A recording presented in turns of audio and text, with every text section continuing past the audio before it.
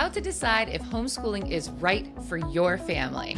Hi, my name is Cheryl, and I'm probably a lot like you, a very hesitant homeschooler.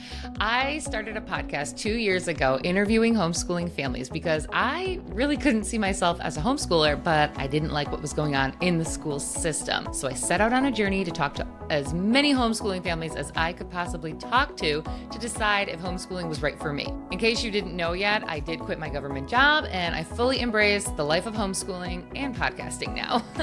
But let's dive in because I've done over 100 episodes and that's a lot for you to listen to. So I'm here to break it down, what I have learned over the last 2 years from homeschooling families, how to decide if homeschooling is right for your family. Well, if you are questioning the school system, homeschooling is right for your family. But that's okay. I totally understand that you can't just take that one sentence and say, okay, it's for us. It took me over a year of interviewing homeschooling families to actually bite the bullet, quit my government job, and decide that we were going to homeschool. But do you have to quit your job? No, you don't. And I have a video on exactly the steps that you can take to make homeschooling work in a 2-parent, 2-working family, even a single-parent family where you have to work. There's many different ways, but that's another video. Okay, check that one out. Now, what people have to keep in mind is that homeschooling is not a permanent thing. You can decide to homeschool for a year, 6 months, 3 months, and if you really decide that you or your child hate it, you can send them back. It's not a big deal. Taking that pressure off of your shoulders that it does not have to be a 13-year commitment is key, okay? Take a little bit of time. I wouldn't just give up on homeschooling in the first month because chances are you're going to replicate school at home and then you guys are gonna butt heads and then you're gonna think, oh my God, I can't homeschool, and you're just gonna send them back. But that's not what we want. We actually want to take some time to de-school ourselves. What is de-schooling? We'll get into that later. There's a whole video on it. You don't want to just replicate school at home. That is not a good gauge on whether homeschooling is going to work for your family or not. So if you're already questioning the system, which is probably why you're watching this video, you've noticed that the schools focus on test scores instead of real learning. You're wondering why education feels more about control than curiosity. That's a sign that homeschooling might be a better fit for you. Now, do you believe education should be natural and joyful? Yeah, we just send our kids to school because that's what everybody does. Nobody's really on the first day of kindergarten saying, now, Mom, are you sure this is what you want to do? They're kind of just, oh, your kid is 5, time to enroll in kindergarten. But we don't realize that we don't have to make that choice. Does learning have to be about rigid schedules, worksheets, standardized tests? No. If you believe that children learn best through play, exploration, conversation, and hands-on experience, then homeschooling might be the best path for your family. Many homeschool families see their kids thrive when they leave behind that one-size-fits-all model. Do you want more family time and connection? Who's gonna say no, right? Maybe you thought no in your head. Maybe you were like, my kids really annoyed me this afternoon. I don't know. Do I?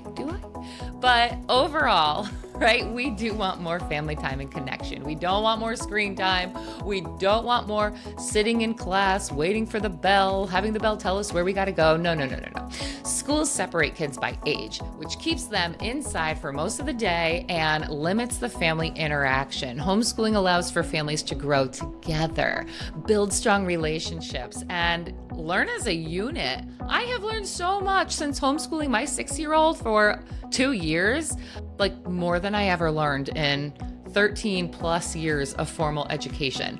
So this homeschooling, it allows our family to grow together, learn together, make inside jokes together that we'll have always. It's really special. You can structure your days around real life experiences instead of rushing from one scheduled activity to the next, just like school is.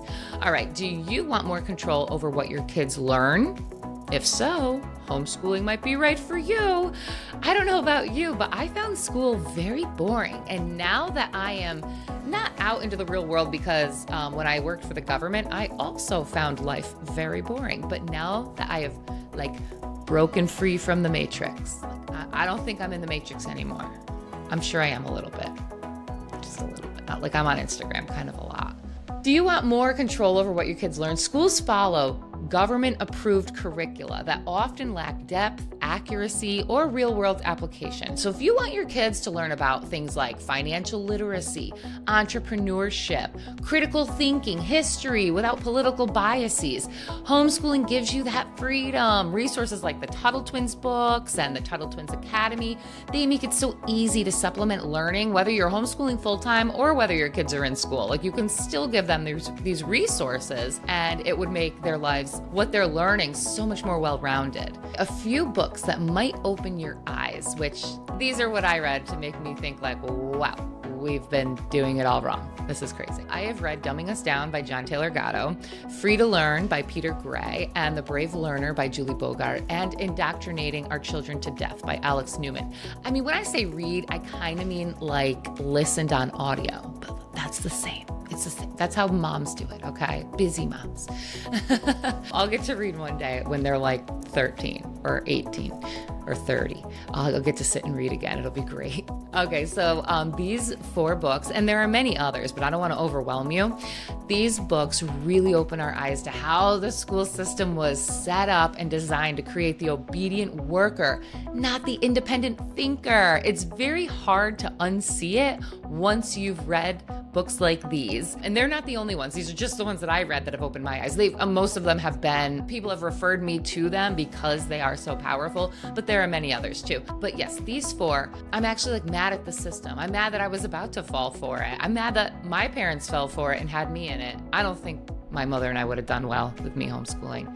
You want your kids to think for themselves. Schools teach you what to think, not how to think. And when we hear that all the time now, right? Like, oh, I teach you how to think. And when I think about that statement, what we're saying is teaching a child how to think means teaching them that there's more than one side. Just because you voted for this person doesn't mean that everything that person does in office is going to be something that you align with, especially after they're in office, right? So you have to think, does this make sense? What is the opposing side? Who benefits from this? And what are the long-term effects? Teaching our kids those questions to ask for any sort of decision that they're making is so important. So the goal isn't to raise children who just blindly follow authority. It's to raise self-sufficient, critical thinkers. Thinkers who can adapt in any situation. So if you want your kid to start asking these types of questions, challenge assumptions, and develop real-world skills, homeschooling provides that opportunity. All right, you understand that the system was designed for a different era. If that is the case, homeschooling might be for you. The modern school system was modeled after the factory system to produce workers, not entrepreneurs or free thinkers or competitors. It was designed to make kids just smart enough to do the job, but not smart enough to challenge the authority. Doesn't that make you a little mad? If that doesn't sit right with you, it's worth considering a different path. You realize that you're capable of teaching your own kids. All right, I hear this all the time. How are you capable of teaching your kids if you don't have a teaching degree? Well, okay, in New York, you need a master's degree to be a teacher. But in New Jersey, they just passed a law that they are removing their literacy test from the teaching certification because not enough teachers were passing it. It was a barrier to employment. Literacy? Really? I mean, if a teacher can't pass a basic literacy test, why are we having this conversation at all? And why in New York do they need, a master's degree? It's just crazy. So no, you are perfectly capable of teaching your kids. Did you teach them how to tie their shoe? Did you teach them how to potty train? Did you teach them how to ride a bike or table manners or how to cook eggs or clean up after themselves, maybe fold their clothes? I mean, you teach them all the time. Learning never stops. It doesn't happen Monday through Friday between 8 and 3. It happens all the time, and you've done most of the work yourself. The rest is given to you in books and all that. The best way to put this is, if you don't feel smart enough to teach your kids, why are you sending them to the same system that educated you? Doesn't make any sense. You're perfectly smart enough to teach your own kids, I promise. Remember, you don't need to have all the answers, just a willingness to explore and adapt. I'm all for homeschooling, but I do realize that it's a scary step. I want parents to realize that there are other options out there besides public school and private school. There are micro schools popping up, which means, somebody in your area created a school. A lot of times parents are involved in what is taught and what they're learning. You do pay out of pocket for them, but it's a much more tailored experience to childhood, first of all, to play, to creativity, and to exploration than the rigid school schedule. So keep that in mind. If you are feeling like you want something different, but you just don't think you can make homeschooling work, look at that. Look for micro schools and learning centers in your area. And the best way to find this, I think, is to go on Facebook and find groups in your area, homeschooling groups in your area, and ask questions in those groups, or do a search to see if someone has already asked that. Or even looking up like holistic living groups in your area, or organic living. I think we have one here called the Holistic Mama or something.